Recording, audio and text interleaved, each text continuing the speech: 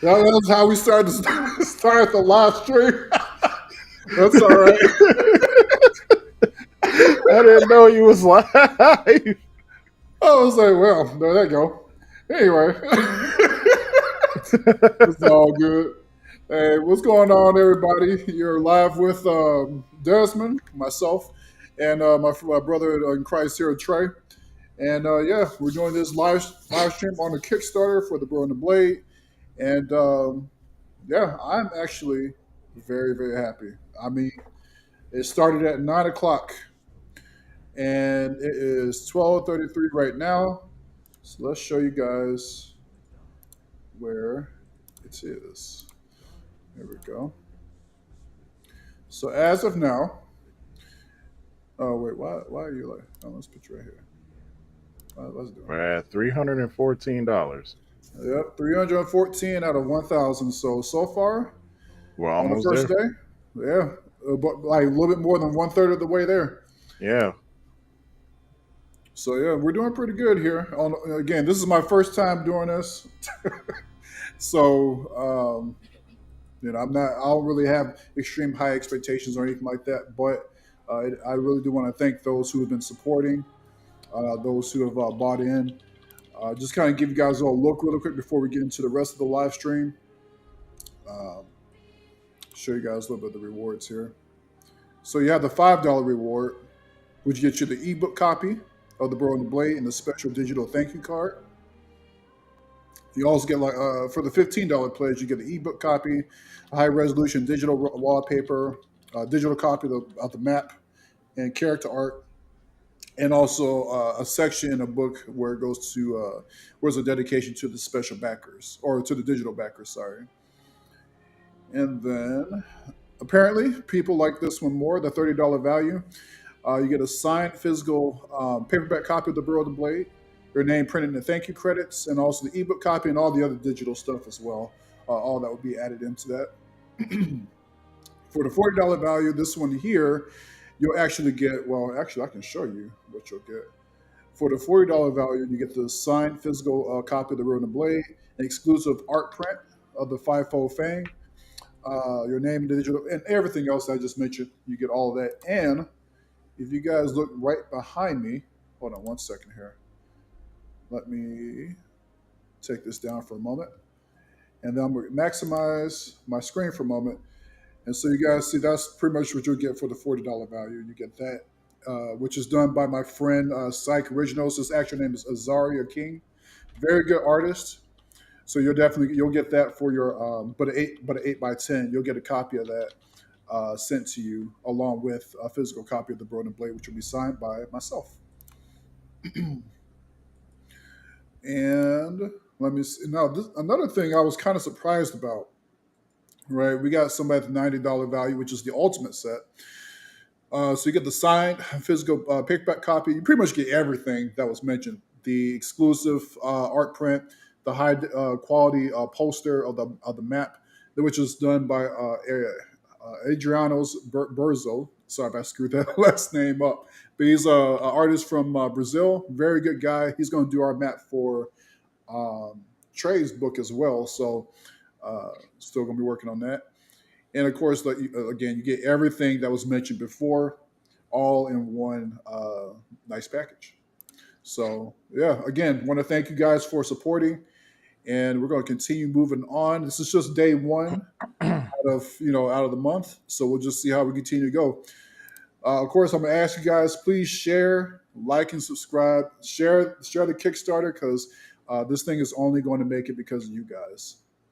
But other than that, yeah, Trey, go ahead and talk a little about yourself. For those who aren't aware, Trey is also part of the Sagas of Valoria team. We're both going to be managing a company called, or not company, but like a publishing company.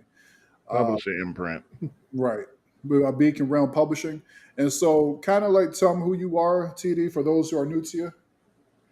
Well, I am now holder of a master's of fine arts and writing. Um, pretty much been writing for about say now 16 years professionally. I've written manga. I've edited a lot. I've work behind the scenes on a lot of indie films, and me myself, everyone would know me for this book, Exogenesis. I helped write it. I've scripted the entire first volume, and I've been here and there in some anthologies. So we bounce back and forth between calling it Koran or Lord of Wolves. Lord of Wolves would be my first published book that I'm proud of. Put it like that. Yeah, yeah.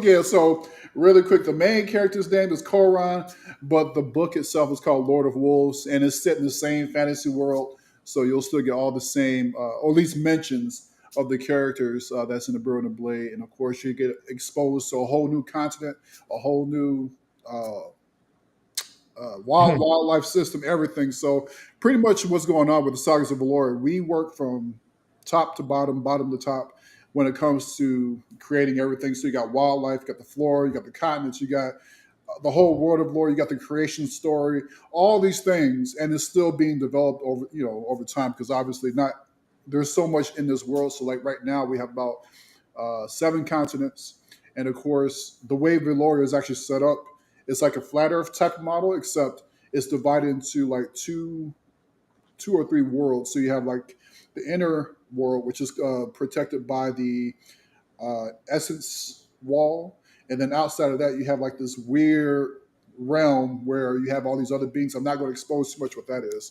And then beyond that, you have the veil, which protects everything from abyssal entities from outside. So, Oh, um, Darian's in the chat. yep, I just saw him. Yep, what's going on, Darren, man? Darian Yeah, need to have his butt healed. yeah. Darren, you ought to come on in, man. If you ain't busy, come on in, and let you guys know. So we have 2 other people. So you guys already heard about Emma. Emma, she has done a fantastic job. As a matter of fact, she narrated the prologue for the Burn the Blade already, She blew it and out the park. she really did. Yeah, I mean, she got the accents down. I mean, the inflections, like, got the emotional parts perfect. Emma has done a fantastic job, and she definitely deserves something for her work. So, if you guys want to go ahead and donate a little something, I want to go ahead and give that to her too. Even though she says she's doing it for free, she definitely deserves something for her work. So, I'm definitely gonna give her her due there. And of course, Darren, he's actually working on something as well. You guys can probably check that out in the last live stream. It's called No Rest. And so it's set in like a post Rapture situation.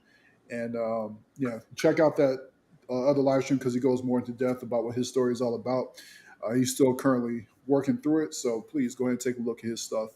And throughout this live stream, guys, we'll definitely be looking at some of the other guys' stuff that I've been promoting. So there's a guy who's supporting our Kickstarter. He's also got a Kickstarter, so I want to show that as well.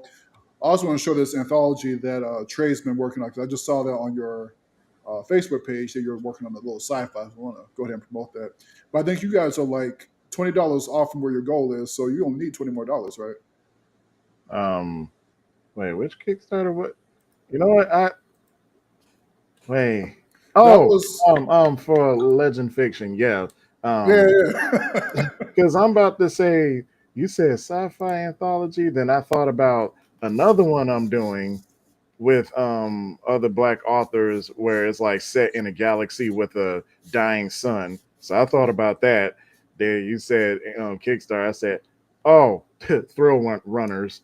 So yeah, thrill runners. That's like basically saying it's in a world that's like you're finding these out of place artifacts, and so my approach to it was saying like, you know what, I'm gonna make a free runner doing all this because I love parkour and I love free running. So basically, the Kickstarter for that is for a group called Legend Fiction, where there are a bunch of Christian, Orthodox, and Catholic authors who love fantasy. Oh, okay. Oh, okay. So Uh, so we're definitely going to show that off so people can actually take a look at it. Because, like like I tell people all the time, like when it comes to this sort of project, I'm not all about what I'm doing, but also want to share what other authors and friends of mine are doing, so that way you guys can get exposed to that. And also, welcome, Miles. I see you in the chat, and also I see other people coming in. Thanks for coming on through. Again, just want to thank you guys for supporting the project. Already over 31% done, and that's on day one. So we'll just see how things go on for the rest of the 29 days that this Kickstarter goes. But yeah, really quick. Um, for those who are unaware, we also have a website, www. Actually, I can just show you guys really quick. Hold on. Mm-hmm. Let me go ahead and take this off. www.thesagasofwarrior.com. I'm still working on it, so it's not completely done. But we'll have our newsletter there. If you guys want to sign up there, don't expect a newsletter right away, but nonetheless, it will be up pretty soon. So I'll show you guys what the website looks like. So this is the website right here. Made this through Wix, so you guys can kind of see. And I'm also showing the two books, first The Burrow and the Blade, and also The Lord of Wolves. So that way you guys can get an idea of what is going on. Of course, we got the video here. You guys all have seen it before. I'll probably play it a little bit later. You have the two here. So this is an older cover. We're going to make another cover. The only reason I'm using these two because people like them, so I don't want to change it whatsoever. But obviously, we use both human art and also AI art in order to make our stuff here, as far as depicting the world and all that. And I really appreciate those who have been receptive to all that. I mean, I know there's a whole fiasco with that, but again, I believe in transparency and just showing how things are done, so that way you guys know what you guys are exactly buying. So I'm going to take this off right here. But yeah, this project here is let me see. This has been in the works since I was about 4 years old. Four, maybe a little bit earlier than that. Depends on how what my mom will say. I probably say like 4 years old, and just come together and actually making this into a story, and through that story, making friends. Like for example, I met Trey through a Facebook group. It's been like a brother from another mother for like for real. I met Darian. I met Emma. I met another artist. He don't like giving out his actual name. So Lord Hina from Discord, and also a brand new artist I met through a World of Warcraft group, and he's been making different art forms. I'll actually show you guys if you haven't seen it yet. These guys have been doing fantastic work when it comes to depicting the world here. So let me show you guys. I see comments here. I'll get to that in a moment. Unless Trey gets to them first, but let me see here. I'm gonna show you guys the art that's been done so far. So we have about 3 or 4 different artists. Okay, that was you, Trey. Never mind. Mm-hmm. That was me. No, yeah. I was like, who's that with a comment? Sorting right now, so I'll show you guys in a moment. Okay, here's Mirror's Bright Paw right here. This is done by the World of Warcraft artist Hugh. I can't say his name for real. I'm sorry. I apologize about Hyun that. Thun. How you say it? Hyun Thun, because it's Vietnamese. Yep. Thank you. Yeah, your pronunciation is way better. I'll leave that to you then. I definitely appreciate that. But he's done really great work. I'll also include the pictures here into what you guys get as well. Probably just like, a little add-on or whatever, nothing major. This is done by Lord Hina. Now, this character right here is a representation of the Lothari. The Lothari is my replacement for elves, right? Because I didn't want to create a fantasy world that's just like copy and paste. I wanted to make something that was pretty unique. So I was like, how do I create an elder race that is unique to my world, has not, hasn't really been seen, but also incorporates things that we're familiar with. So, the Lothar, we actually get into that maybe on our live stream, but this is a pretty cool character that represents one of the elder races. They live like in an almost different dimension called the Spirit Wilds. And at some point in history, they actually left this dimension to live in their own habitat. This here is Koran. I was just about to show it too. I was waiting for you to stop talking, but yeah, that's Koran. And so, really quick, he lives in the continent of Jamora, which is south southeast of Caledoria, which is where my story takes place. And so over time, you'll see how all these characters come together. Now, just to be clear, like within Valoria, there's humans, there's animal folk, there's all sorts of different creatures. So it's not purely just anthropomorphic, but it also has other races as well. Did you want to add anything to that? Well, To he's your holding a sword called the Moonfang Reaper, and that's basically a holy weapon. And the wolf, that's basically a representation of his patron saint Lunara, the silver wolf, or the one who chases the moon. now, Basically, if you've seen the end of Mortal Kombat 11 and what happens to Liu Kang, something similar is going to happen.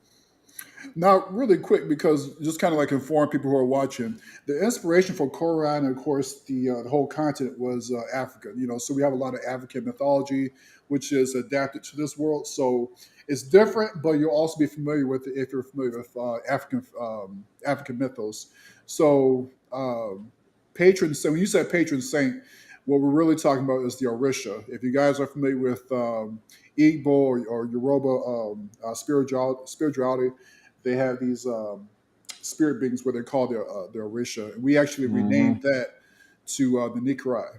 And they act in a similar role and function, and you'll see how they're connected to the wider mythos once we release that book. That Kickstarter will happen after we get the beta readers out for the Koran finished. And one last art form, really quick. This was, oh, wait, that's the wrong one. Hold on, hold on, hold on. Here we go. Here we go. That one there, I was trying to adapt his work. But hold on, really quick. Let me pull that up. Hold on. Still processing. There we go. That's his work. So this is done by my brother in Christ, Azaria King. Very fantastic artist. If you guys haven't seen him, look up Psych Originals, SIAK Originals. Very, very great artist. So in this one, he uses charcoal and pencil work and that sort of thing to go ahead and create these various characters. You have Timothy the bear. I'm not going to use the actual race names. We're going to use the names that you guys are familiar with. So you got Timothy the bear. You have my little brother who is named Kale. I actually added him into the book. And so he's like the paladin character, which is adapted from his World of Warcraft character. So I had to go ahead and put that in there and give him some honor. You have Baybex Merrifer here in the front, which is the main protagonist here, who is the rabbit here, the merchant who came from Fleetfoot Hollow. You also have Lily, which is based off my cat, to be honest.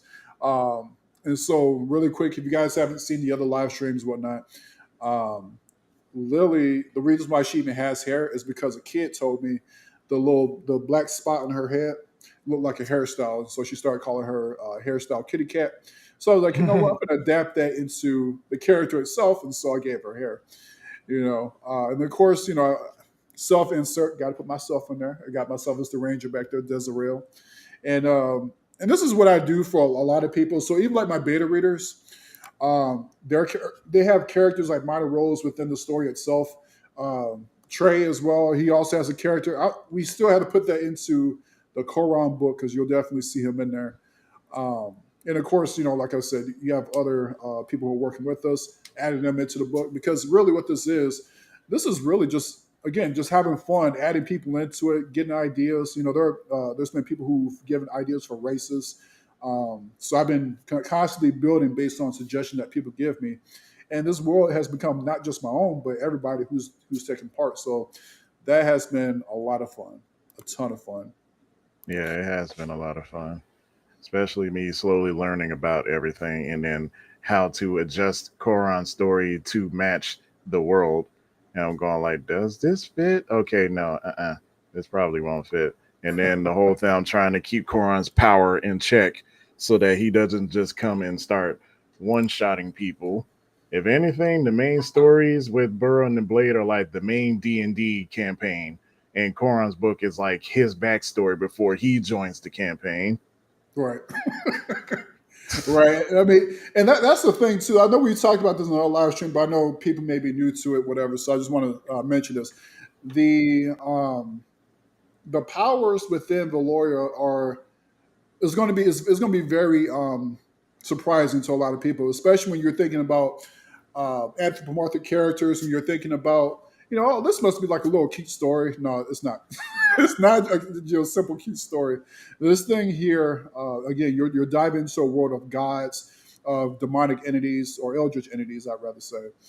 Um, it's going to be a little bit mix of like dark fantasy, a little bit of, you got Redwall up in there. You have Lord of the Rings up in there a little bit. It's pretty much, if I was going to say like a love story to all my favorite stuff I grew up with, and I mean, I was asked in another Discord server when I was talking about this because they still want to feature the Kickstarter in their live stream.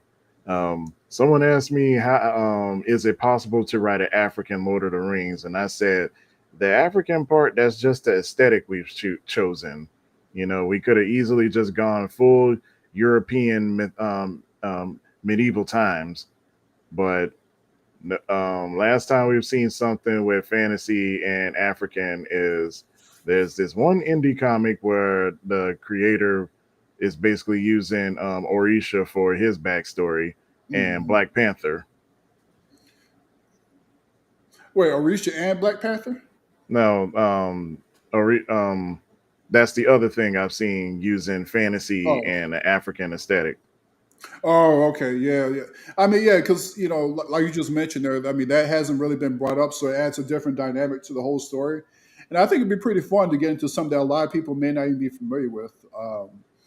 And again, it's like really paying homage to a lot of these different legends and mythos out there. And even myself, I'm learning more about the African mythos because I'm trying to, put that within the framework of the story. Of course, we have the European side, you got the African inspired stuff. You also have other cultures that are inspired, which have not been yet revealed. Um, when it comes to the anthropomorphic folk, the like Bayback's Marifer and Maris and all that, the animals, the way I'm constructing the races is going to be a reflection of how they live in real life, but it's going to be upscaled to a point where you see, of course, the intelligence and that sort of thing. So, like for example, Baybacks, they live underground just like actual rabbits do. The quiver, obviously, I'm not going to have them store stuff in their cheeks, but you see aspects of that as well.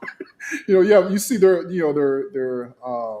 inclination to store things. The mouse folk, being skittish and also sneaky and all these sort of things. So No, I'm just saying when you mention them stuff in their cheeks, I'm going like, Lord, if I'd put in a character called the Mighty Hamstonator, evil stretchy cheek foe, and then like every time you turn around, he has something in his mouth, and then just go, Baybacks go like, Hamsty, what do you got in your cheeks now? Wow, fully got something in his mouth that's glowing. Nothing. and we poke fun at that too, though. It's like even like in my story, like there's a character. His name is Tib One, and a few of my beta readers are saying how they want him to come back. So I'll definitely bring him back. It's not going to be in this story. I was trying to figure out a way how to do it, but I couldn't figure it out. So I was like, you know what? I'm going to just leave that alone and bring him back into book two.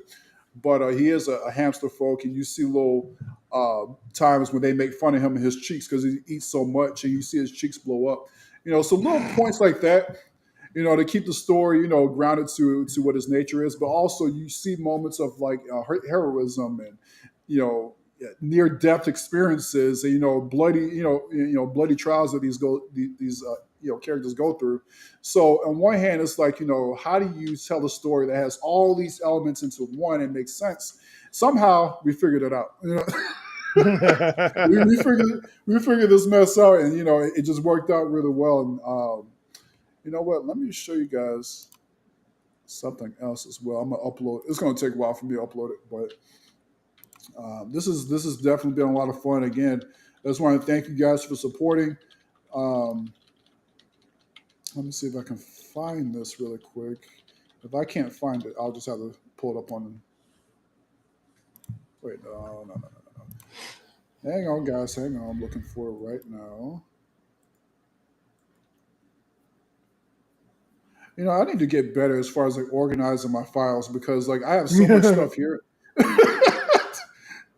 Like, yeah, I'm gonna go ahead and just pull it up from Facebook because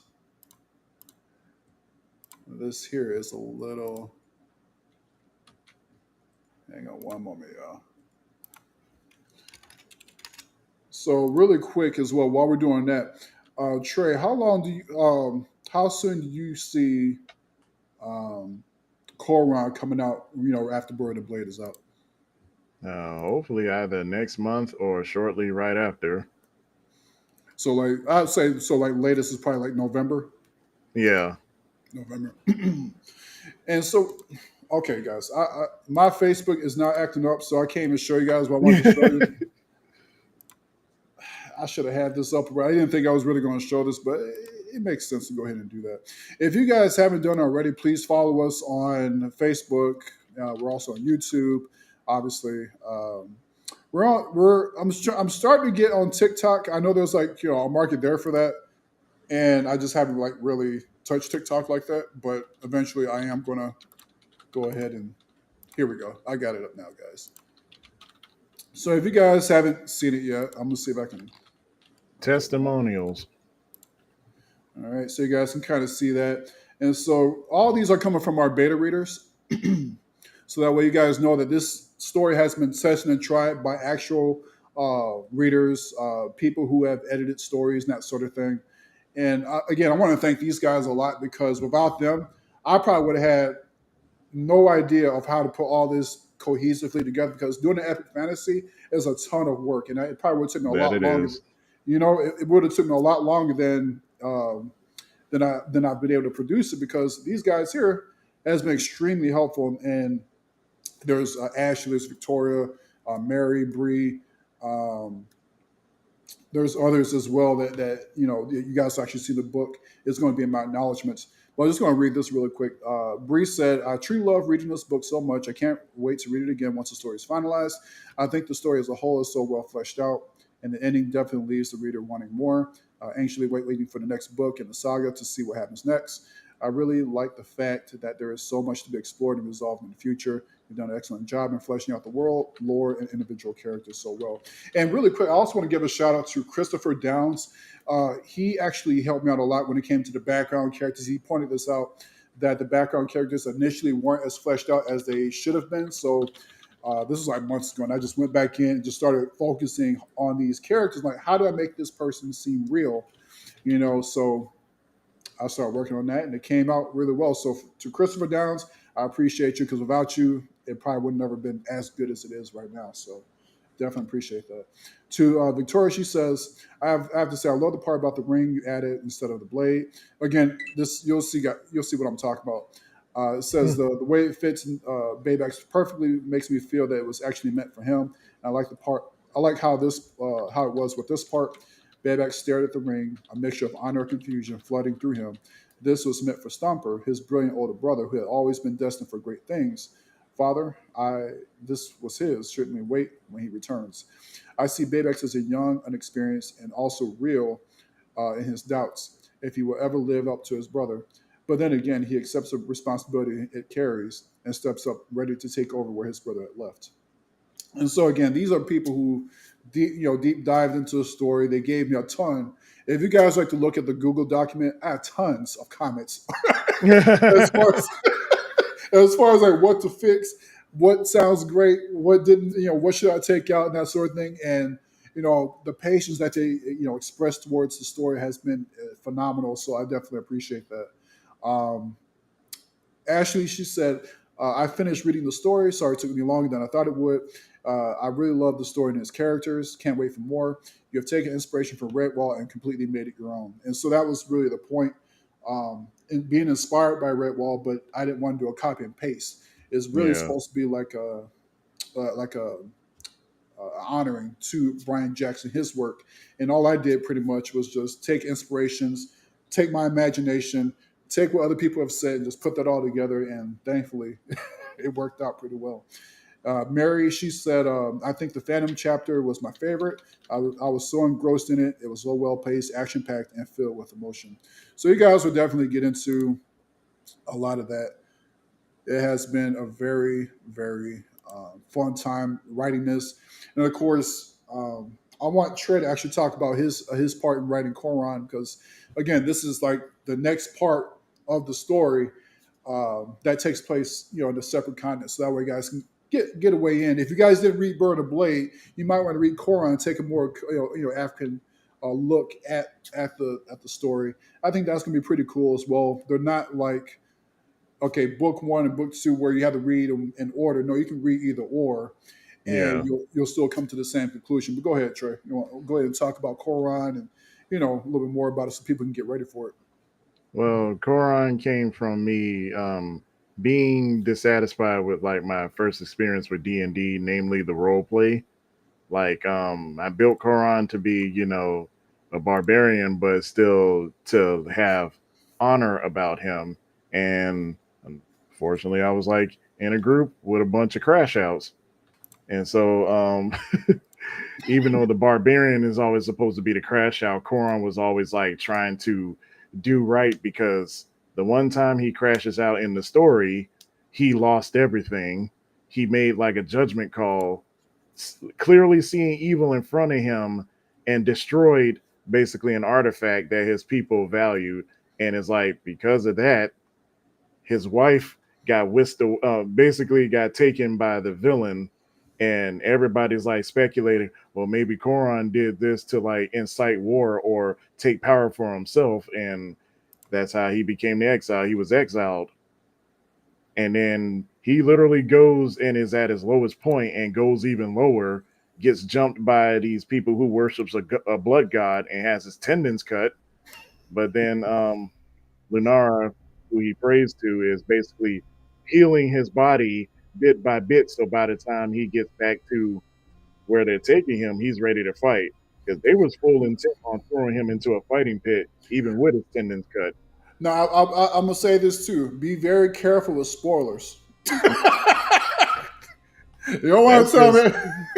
that's literally like 1% of the story. Right, right. That it don't go like y'all don't have context of how he got there or who took him. So Oh, you know what? And also mention this too, though, because our prologues are very different as far as like how we approach the world. And so, like, whereas in Burn and Blade, it focuses on pretty much how the United Burrowlands, where Baybacks come from, how that all got started. Um, Trey's story actually starts with an adaptation of the creation story. When I say the creation story, I'm talking about like so you have like the actual story of how the Veloria got created, but then you have cultural depictions of how creation got started. And so you actually, and like I said, every single culture, every single race has its own history, its own mythos, its own legends, its own heroes. And this is no different than for Koran, who lives again in the southern continent. So you kind of share that as well, and how that all interplays into in the wider world. well, the prologue, how can I say that won't be You spoilery? can you can Uh, spoil the prologue. Yeah, I mean we're gonna show what that is anyway. Um, really try to figure it out with, I mean, like talk about it without just, how can I say, like really get y'all to understand what we were going for with that prologue. I literally have to type notes to myself to focus my mind. Yeah, next time when we do this, I'm gonna send you a list of things we're gonna talk about. Well, you trying to make me seem so scatterbrained, man. um, Right.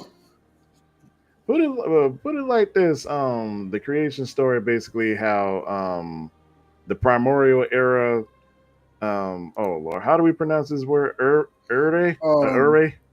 so yeah, and yeah, you're in their lands. They call him Urwe. The actual name of the Almighty God in Valoria is called Aloran, but in the Jamora they call him Urwe. But go ahead. But basically, it's talking about how Ure or Almighty God formed everything, making a Ni- oh my lord. See, this is like reading that one book in the Bible with all the multiple multi-syllabic names. If you know, you know. So basically showing how the world was made to basically be pristine, but there's always like a canker there infesting it to make everything wrong. And that's Thalazur, the main Koron's main op. And basically I'd say the blood oh Lord, I almost spoiled it. Ooh, almost spoiled it. Almost spoiled it.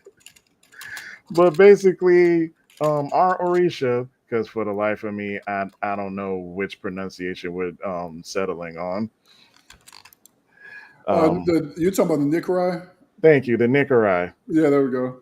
I listened to it a few times, and my pronunciation thing just said, okay, how do I say the thing that that we created here? And so it constantly says Nikolai. So yeah, that's how we say it. We're gonna stick So with that. the Nicarai waged war to basically put Thalazul back in the depths. And Lunara, the patron saint of Jamara, and Koron's patron saint is one of them. And then we fast forward to Koron's birth, where literally heaven and hell is trying to get him. Like before he took his first breath, heaven and hell were tugging on his soul. And so to clarify too, when we're talking about heaven and earth, what are we talking about there? Well, basically, all the Nicarai and Thalazul were basically just one trying to save him from the depths, one trying to drag him back down into the depths. And Mm, all this happened during a blood eclipse. So Koron's birth was literally prophesized. yeah, yeah. So you guys see that. So I'm not going to tell you guys the actual creation story, but again, you see, like, okay, so the Savarathan people, they have their own mythos of how things came to be. And so the actual story itself would be revealed by one of the elder races, which I actually showed you what one would look like. Over time, that would also, yeah, actually, Karma finds out as well about the truth about the Nicarai and where they come from and all these sort of things. You guys will definitely see what's going on there. So this has been a process trying to put all this stuff together, y'all. A process. I even had to look back at my because my memory is good. I have to say my memory is pretty doggone good. But there is so much in this. Mm-hmm. Just creating and creating and creating. The You tend to prologue forget. has been so long ago, Oh and I yeah. had to go like, "Oh Lord, what do I remember from it?" Because I know the gist of what happened, but then when you said the creation story, I said, "Oh crap, I did write the creation story in that." Crap. Yeah. Because See, my memory is good, y'all. my mental cache was kind of refreshed. That's why. I Oh mean, no, you're good. I mean, and it's so like on my side of things with Mirrors, because she's became such a more of a popular character. I guess it's because she has white hair, white fur, blue eyes, all these sort of things. She has been the coolest thing I got out there to most people. So it's like I have to constantly go over that prologue over and over with people. So we got over. Well, Koran is more of a main focus of your book, though. So I don't think we'll focus on the prologue as much as we did on my book. yeah, it's more Mhm. like um context as to where we are in the story and why is it relevant. Right. And so let me check here really quick. If you guys have not supported the Kickstarter just yet, I'm going to show this really quick to you guys. Go ahead and sign up. If you haven't signed up, find something. We have different value packages starting at even $5. So you guys don't have to spend nothing crazy in order to get in. $5 to get you the ebook copy. Anything more than that, I definitely do appreciate you guys for anything you guys provide to us.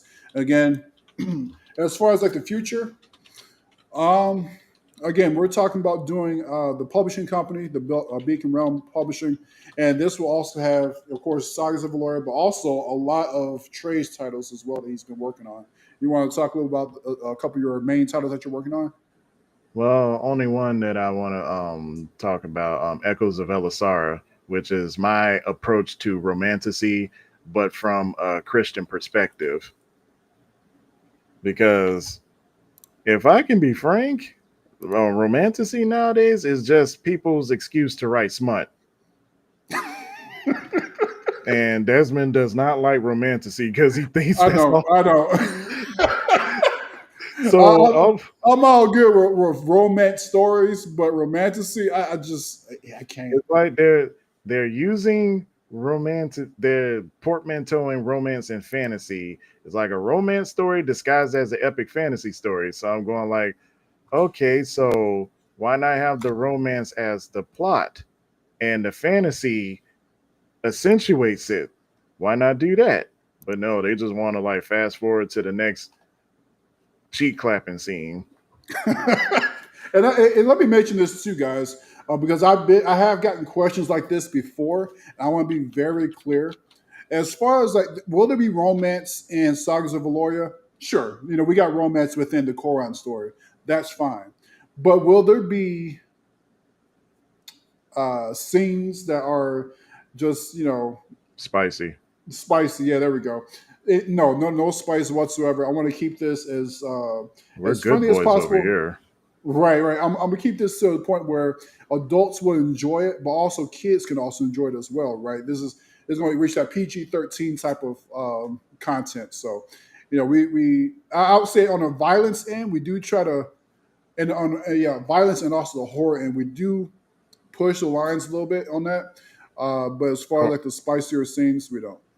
Koran is a bit more mature because I had set out to write dark fantasy. So it's like the level of dark fantasy is like Conan, not Berserk, because I don't want anyone traumatized.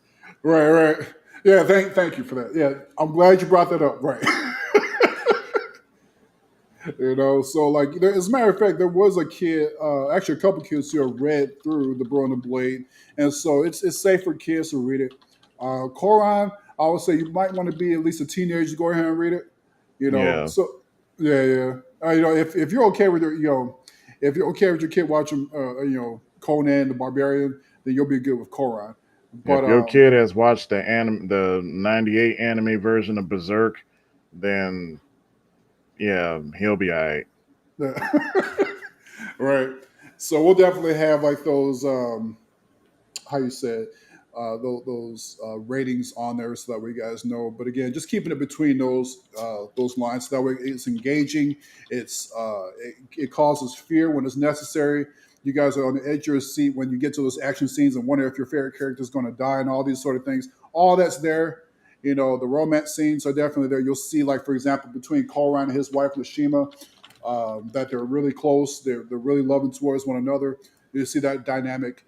But again, we're very careful when it comes to pushing lines because we want to make it a story that's like, like how Lord of the Rings was to us. You get to the scenes where you got, them fighting at Helm's Deep and that sort of thing. But also Yeah, get the scenes with Aragorn and Arwen, right? It was really clean, but you also see the passion between those two without, it actually had to be seen.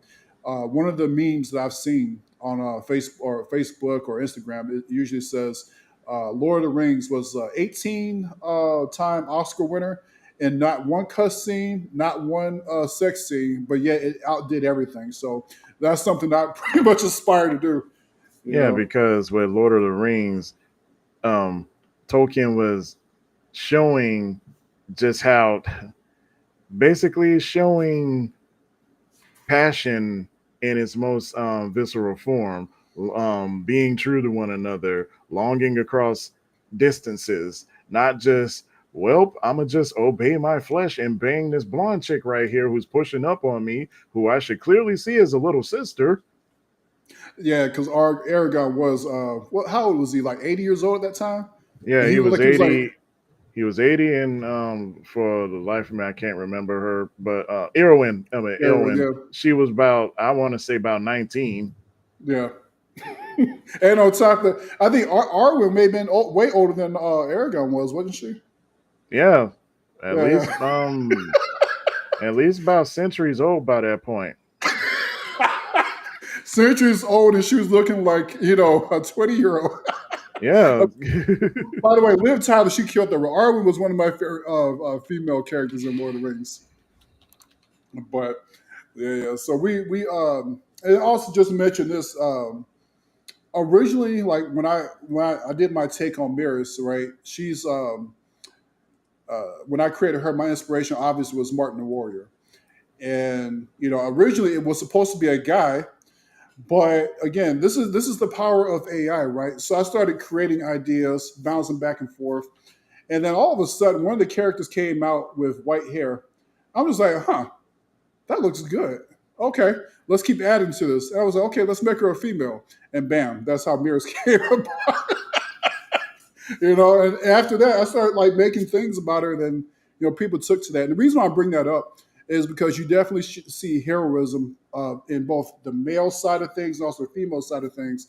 No one is ever weak. You definitely see the strength of both the genders, and how they complement one another. This You'll definitely see both sides being encouraged and edified in the story. And the same thing goes with Corin as well, where you do have those male and female characters who are strong in their characteristics, but also you'll see villains of both genders too, how they approach things. Because who says villainy should have a Y chromosome? Right, right, right. I mean, like when you go into the story, the villains are very diverse as well. You do have, and here's the thing. So you have our heroes are truly heroic, whereas they're always trying to do the right thing, right? Um, but then you also have the villains who are always trying to do the wrong thing, right? The things that's going to benefit themselves. But then I didn't want to leave out the gray. I just want to make it clear that there's definitely white and black when it comes to morality. There's definitely good. There's definitely evil, objective morality. But then you also have things you just kind of have to try to figure out. And so, like one of those characters is named the Jackal, and you would think he's evil, but when you go into his story, it's a lot more complex with his particular story. And again, the reason why I want to do that is because there's so much to the actual world. I was like, okay, how do I portray that in a fictional world where you show there's a lot, but you also show the two sides of good and evil there, So, and then those little hard, shadowy decisions you have to make, like, should I actually do that? And so we somehow again we've been able to do it. So like with your character or one of your characters, you have a character that's like more in the middle. Would you consider Koran kind of like trying to? He has a lot more shadowy decisions to figure out, whereas he's trying to do the right thing, but then he ends up doing some wrong stuff. Or how do you go about that? Well, yeah, basically he's gonna do what he believes is right because it's a lot different than doing the right thing because anyone can tell you what the right thing to you should be. So Koron's doing what he believes is right, both as a king and as a warrior. Like he's not gonna like just kill somebody, out of the blue. He's gonna make sure, do this person need to go? Because then, yeah, I'm gonna just basically fold him. Right, right, and that's the thing too, though. So and this goes back to what I was talking about, cultures, races, and all that. Everyone has his own view of the world. So like you do have kingdoms, that sort of thing, that are for slavery, for example. They may be racist towards other groups or whatever. And the reason why I want to show that dynamic because obviously what happened if, like, for example, um, dogs and cats, right? How do I? we got those races in here too, where you have like like these cat-like characters, like Lily, for example. You also have like a dog-like character, and so I said, okay, what else do we know about the? Well, we always assume that there's like some sort of rivalry between the two, so I put that into his histocracy of their legend. And you'll see that within the story itself. When Lily meets one of them, she's like, I hate these guys. She doesn't really go into why she hates them, but she just hates them. She calls them cowards. She says they don't know how to fight. They're ugly. She gets into it a lot, and of course, the other characters have to reel her in because it's like, okay, that's not right. We got to work with these people, Yeah. So you definitely see the flaws of heroes too, though. Let me see. And I wanted to show something. Okay. And just so you guys, if you guys have not seen it, this would be Caledoria here. I'm going to show you guys also where Trey's story takes place as well. I should have had this up already. But you guys can see like how we got this all set up. I would say this map is slightly outdated, which is fine. Because there are a few other things I like to, make it more intricate, more detailed in some areas. And so what I would do eventually is probably update that and send it to people over time, probably as like a gift or something along those lines. All right, so I'm loading up the other one here. And so this would be Jamar, and we're still editing it right now. Trey actually sent this to me, and I decided to go ahead and add to it. So I'll show you guys what I drew. This is not going to be the finished product, guys. This is just this is just a little sketch I made to kind of like show where things would be at. And so, as you can see, even like in Jamar, we already have different kingdoms there. We have different races, regions, landmarks, and that sort of stuff. And there are other continents out there where, like for example, the Pasgard Waste is even further south of Jamora, and that place is incredibly deadly, and a lot of people have not made it there alive. But that's a story for another time, yeah. Mm-hmm. But yeah, really quick, just again, just want to thank you guys. Again, we're at 314 out of $1,000. I want to thank you guys for supporting, and this has been really exciting to do. And we're looking forward to doing another Kickstarter after this one's over. And I should mention this too, in case this, let's just say we don't hit the $1,000, right? What we're going to do. I will still put the book up on Amazon and other platforms that way you guys can get it. So even this one was somehow, doesn't make his $1,000 goal. You guys will still be able to purchase the book, and that will be on release, at least the ebook portion in October. And I want to give myself at least to November to get the paperback stuff out, because sometimes that can be kind of finicky based on what I've seen from self-publishing companies. They can get kind of finicky with that. So I'll definitely keep you guys updated on that. But as of right now, we're already at a great start. So I mean, being at one-third of the way, I feel pretty confident, I have to say. Now, if we don't make any movement by the mid September, then I'll start worrying. But as of right now, I feel pretty confident about it. Yeah. You got any extra thoughts though, Trey? Well, nothing comes to mind. All Yeah. right. All right, y'all. So listen up. So with this here, um, I should mention this too. Koran and its beta readership. We're going to start that. At least the signups probably like later on today. I'm going to talk to Trey about that after this. We'll start with the signups for that to see who all is interested in it. Once we get the signups for it, we will release that. I'll talk to Trey about that as well. So,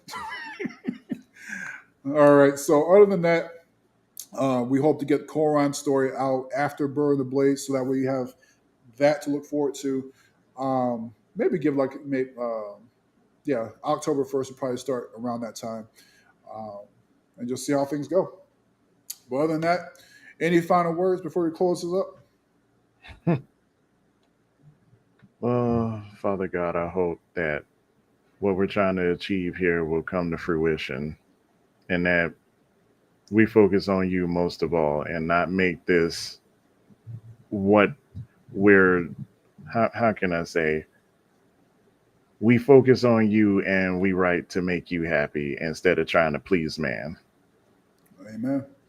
Amen to that. Ultimately, that's the main goal. Um, me and Trey were talking about this behind the scenes, but ultimately, what's and this is going to be encouragement to other writers as well. If you're not Christian, and this will still apply to you too, though. Like when you write, don't write, and this is my personal beliefs when it comes to writing. Don't write because you want to make money or you try to make a name for yourself, but write for, well, in our case, we're writing for the Lord first and foremost. Secondarily, I'm writing for my mother because again, this is a lot of the characters that I have are based on stuff that she created, and she always said she wanted to write but never got around to it. So I said I'll make the story, and so that's again, this is part of how it actually got started. So I've always said even if this didn't make it, I would still continue on and push for it because again, I'm doing this for God and also my mom. So. And with Trey in this case, when Trey came along and the others came along, I said, okay, I got more people to write for. Not just my mom, but I also got Trey, I got Darian, I got Emma, got Hina, and all these other people who joined in on the project. You got Ashley and Brie, all these other people who helped with the beta testing. I want to make something that honors the Lord and also something we can all have fun with as well. So, yeah. Good word, Trey. And we'll go ahead and close this out. This was only supposed to be like an hour anyway. I'm about to I'm about to go get something to eat, maybe something to drink, and and Trey, stay on with me. Other than that, guys, I'll see you guys a little bit later. Hold on, real quick. I think I just saw somebody that came on through. Okay, that's Marion. What's going on, Marion? What she said there? She said she's proud of you right there. Yeah, so All right, y'all. We're gonna end this stream, and yeah, if you guys haven't already, put this up one more time as well so that we guys can see it. Just if you got a QR code reader, just go ahead and put your phone up to it. And again, share this with other people who are interested in epic fantasy, who's been interested in Redwall, interested in sword and sorcery and that sort of thing. All that, everything that we like is going to be in in this whole series here. So you guys will definitely love it. I enjoyed it. The Burrow readers loved it. So hope to share this with everyone else. Everyone else have a good rest of the day.